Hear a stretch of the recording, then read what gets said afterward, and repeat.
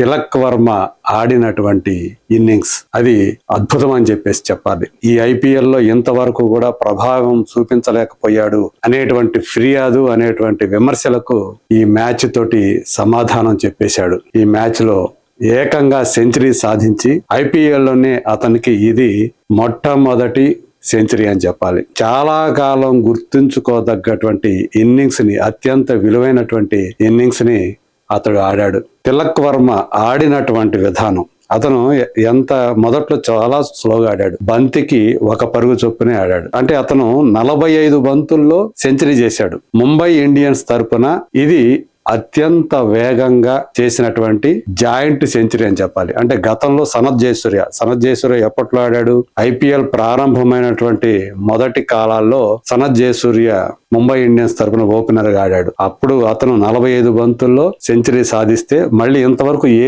Mumbai Indians batsmen కూడా ఆ రికార్డును అందుకోలేకపోయాడు. ఇన్నాళ్ళకి తిలక్ వర్మ రూపంలో ఒక బ్యాట్స్మెన్ సనత్ జయసూర్య రికార్డుని సమం చేశాడు. సేమ్ అన్నే బంతుల్లో సెంచరీ చేయడం ద్వారా. మొదటి 22 బంతుల్లో తిలక్ వర్మ చేసినటువంటి పరుగులు కేవలం 19.